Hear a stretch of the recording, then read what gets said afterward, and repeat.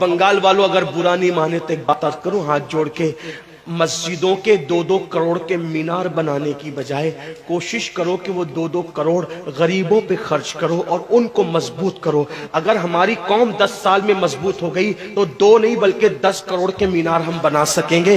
اس لیے میری گزارش ہے جلسوں کے خرچے بھی کم کرو، شادیوں کے خرچے بھی کم کرو اور سب خرچے کم کر کے اپنی قوم کو مضبوط کرو۔ حضور علیہ السلام اسی لیے تشریف لائے تھے۔ تو دیندار بنو، مالدار بنو، اور نمبر 3 ایجوکیشن پہ بہت محنت کرو۔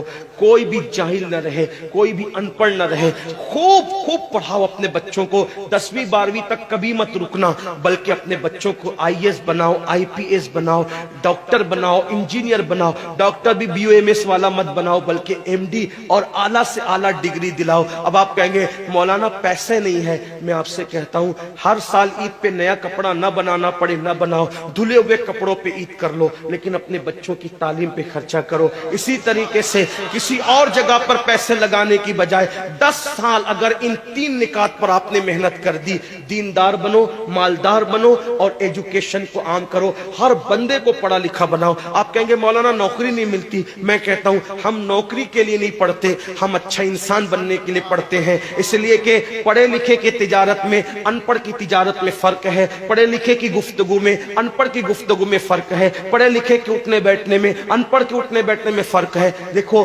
آپ یہ نہیں کہتا ہوں کہ آپ سب ان پڑھو، لیکن ایک بات آپ سے کہتا ہوں محفل میں پڑھے لکھوں کا انداز اور ہوتا ہے، ان پڑھ لوگوں کا انداز اور ہوتا ہے۔ کھانے میں، پینے میں، اٹھنے میں، بیٹھنے میں تعلیم کو عام کرو، دنیا بھی پڑھاؤ، آخرت بھی پڑھاؤ۔ اپنے بچوں کو اتنا علم دو کہ وہ مسلمان رہے، سچے مسلمان رہے، اور اپنی بچیوں کو بھی اتنا علم دو سچی پکی مسلمان رہے، اور اسکول، کالج، یونیورسٹی میں اعلیٰ سے اعلیٰ تعلیم دلاؤ۔ اور یاد رکھنا غربت کا بہانہ مت بناؤ۔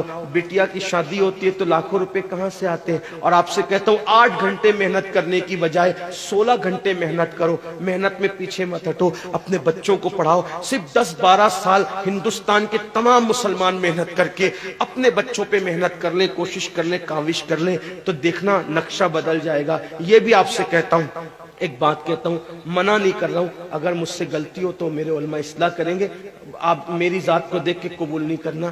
باپ کے چہلم پر 40 دیگ پکانے کی بجائے 1 دیگ پکاؤ، ان 40 دیگوں کا خرچہ بچا کر کسی بچے کی تعلیم پر اپنے باپ کے ایصال ثواب کے لیے خرچہ کر دو۔